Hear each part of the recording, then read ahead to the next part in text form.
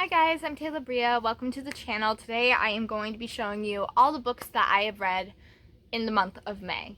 So, let's get started. So far, my book blanket is coming along really nicely.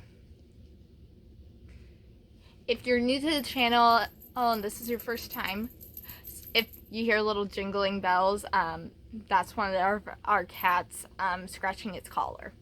So if you're new to the channel, the book blanket is basically a temperature blanket that I saw on Instagram. So, like a temperature blanket, you crochet a certain amount of each color for a specific genre of books. But like for temperature blanket, it's like for different temperatures. I don't know. I never crocheted a temperature blanket, so I don't really know what it. I kind of know what it is, but I've never done it myself. So here it is.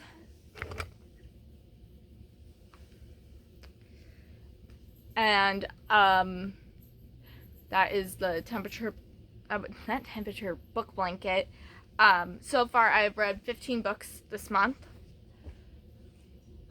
alone, so we're gonna go through them. So the first book I read this month, finished this month, was the book of Job from the Bible. Job is about a man who was so loyal to God that even when Satan tested him, he never cursed God. And I love that book. That is like one of my favorite books, because it reminds me that God does see our pain. He sees what we go through, and even when it feels like he's not there, he is always there. So I really love that book. Okay, so next book that I've read this month, finished this month, is Exile from Keeper of the Lost City series by Shannon Messenger. A friend of mine from writing camp suggested this book series to me. I loved it. It is such a good series.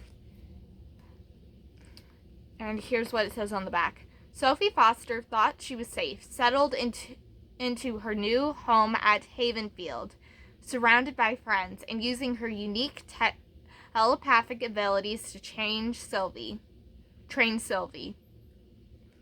The first female alicorn to ever seen in the Lost Cities. Her life finally seems to be coming together, but Sophie's kidnappers are still out there, and when Sophie discovers new messages and clues from the mysterious Black Swan group, she's forced to take a terrifying risk, one that puts everyone in terrible danger. This is the second book in the Keeper of the Lost Cities series. Sophie must uncover hidden memories as long-buried secrets rise to the surface before someone close to her is lost forever. So I really like this series so far. I've read the first and second book. I had three more in the series, and there's more books in this series. I just have to get them. So, okay.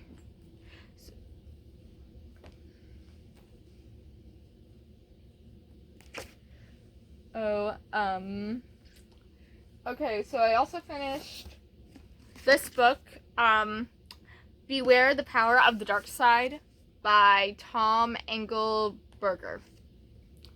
It was really good. Basically, it's the story of, not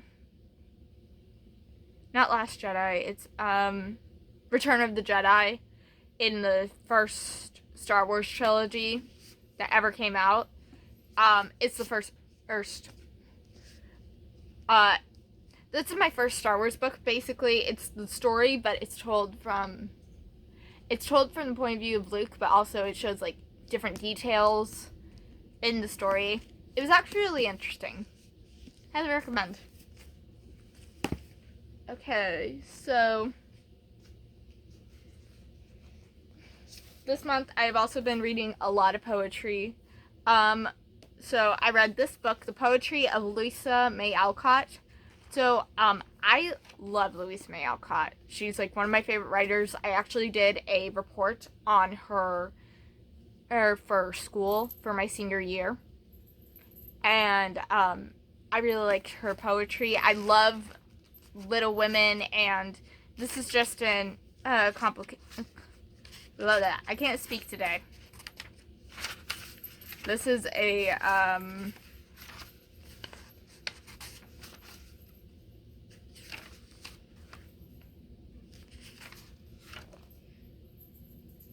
bleh. I can't speak today. So basically, it's just a bunch of her poems put into one book.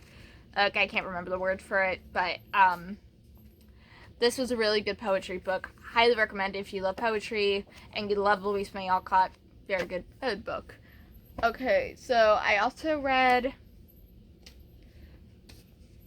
Ecclesiastes in the Bible too, and this is by Solomon, and I thought it was a really good book. It was very, very good. I think everyone should read the Bible. And I thought it was a very good poetry book. I also read Song of Solomon, and it's not my favorite book in the Bible, but I think something that everyone should read. I feel like everyone should read the Old Testament and the New Testament, or like get the whole context of everything that's going on in both sides of it. So yeah, I highly recommend. That's all the books that I read that for in the month in the Bible. Okay, so I have more books. So I still love Ever After High. I watched the series on Netflix and then I read the books. And this is Fairy Got Talent by Susan Selforce. And here's what the back says. Keeping up evil appearances is exhausting work for Faye Thorne. As the daughter of the legendary Dark Fairy, it's all part of her story. So when Justine Dancer is looking for a fairy to audition for a part in her new play, Faye's not interested until she finds out the role is that of a wicked fairy queen. It's the role Faye was born to play, and there's no way she's going to wait in the wings and let some other fairy play it. Faye soon finds out that she actually got some pretty stiff competition for the part, so she resorts to drastic measures to land it. Dark magic. When her dark magic spell is an epic fairy tale, it's up to Fable to do the right thing. What's a dark fairy to do? So I really like this story. I got it at a thrift store, and I thought it was very well written. And if you love Ever After High, this is a really good book. Okay, I'm gonna put these over here. Okay, so I also read a historical fiction novel called Weight of Flame, The Passion of Olympia Morta. I can't pronounce it. But it's a historical fiction novel going around a real person in history. Olympia Morta is her father's finest student and a girl far ahead of her time. A quick tongue and a ready pen are her mind's tools to record her vivid thoughts, poetry, songs, and opinions. Appointed tutor to Duchess Renee's children, Olympia looks forward to a bright future. Then suddenly evil rumors threaten to turn her world upside down. In the midst of it all, a young doctor comes courting. Will her love survive the danger waiting on the other side of the Alps? So this is during the 16th century, and she lives in Italy. So basically, this is when the Protestants and like the Catholics were fighting, and they were getting persecuted. So I really like this book. The character in the story is Lutheran, and there is some biblical truth in this story, and I really liked it. I feel like it was very historically accurate, so I highly recommend this book. Okay, Okay, so I have been reading this romance Amish series for some time now. The first, it's from the Discover series, The Silence of Winter. Meredith Stoltzfus longs for the sound of her husband's voice. She needs to know Luke has arrived safely in Indiana and hears his excitement about a new career opportunity. Most of all, she needs reassurance of his love. Financial stress has taken its toll. Surely this new job will be the light at the end of the dark tunnel their young marriage seems to be trapped in. And maybe this call would be a good time to finally share her big news. But Luke's call never come. Instead, Ed Meredith receives news that tears her heart to shreds and leaves her in a dark pit of despair. How will Meredith go on? So this story is about a married couple that are Amish, and I think it's a really good series. I'm currently reading the last book that I have in the series. I'm not sure if it's the last book in the series, but there's the next book is The Hope of Spring, The Pieces of Summer, and the last book is a Revelation, and the last book that I read in the series is a Revelation in Autumn. And I think it's a really, really good series. If you like Amish fiction, I highly recommend this story and this book. It's a little bit sad, I will warn you, but I thought this was a really good series. So, okay. So, I also read The Christmas Key. It is from a series called The Secrets of the Blue Hill Library by Emily Thomas. Anne is busy preparing for Christmas when she finds a delicate key among Aunt Eddie's holiday decorations. Anne soon discovers that the key unlocks a cubby in the Church of Advent cabinet, which contains a beautiful sapphire ring. Did it belong to her recently deceased aunt?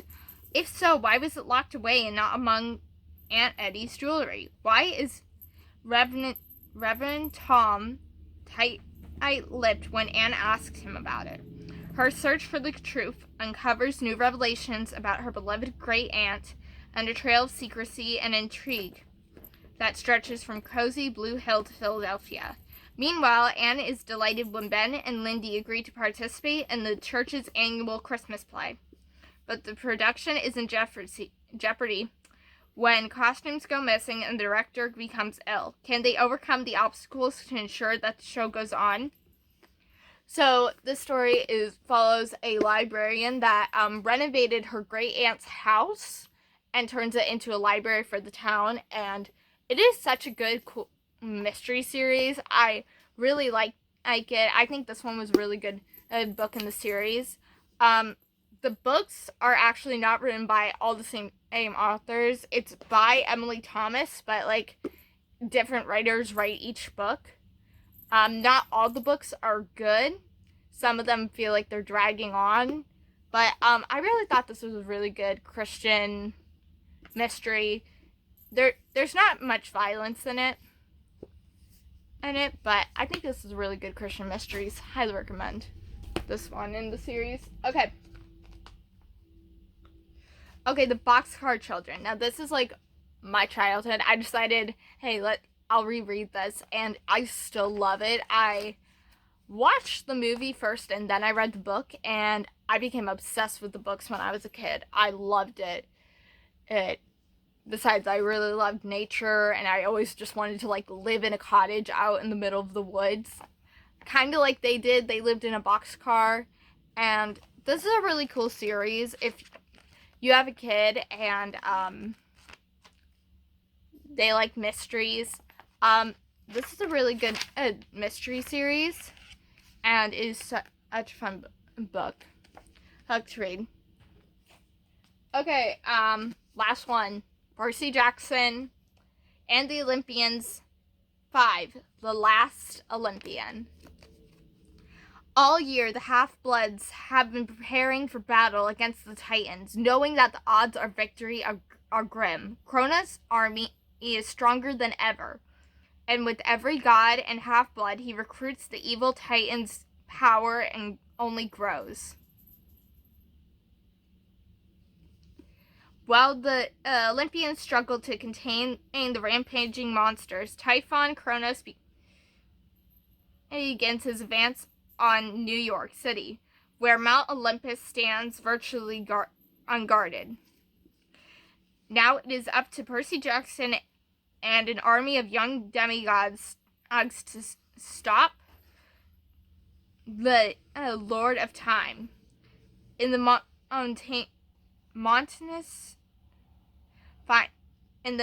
momentous final book in the New York Times best-selling series, the long-awaited prophecy surrounding Percy's 16th birthday unfolds, and as the battle for Western civilization rages on the streets of Manhattan, Percy faces a terrifying suspicion that he may be fighting against his own fate. So, I really like the Percy Jackson series. This is the last book in the series. Apparently, there's like other series that, like sequel series, according to my one friend, and they gave previews of it in this book, and I'm just like, oh, I kind of want to read those. He's a really good author, or the Rick Rio. I'm sorry, I'm dyslexic. That's also why I love this book. I love how the characters are dyslexic in the story, and what was that? That was the cat. Okay. You gotta love having cats. So yeah, I'm dyslexic, and I really love the story. I really relate to a lot of the characters, and I don't really find a lot of dyslexic characters in books. I find them mostly in TV shows, which is great, but I would really love to see them more in books I read, and yeah, highly recommend this book. So those are all the books that I have read this month. I hope you liked that video. If you did, make sure to like, share, comment, and subscribe, and hit the notification bell so that you can get notifications of when I post those videos. Have a great day.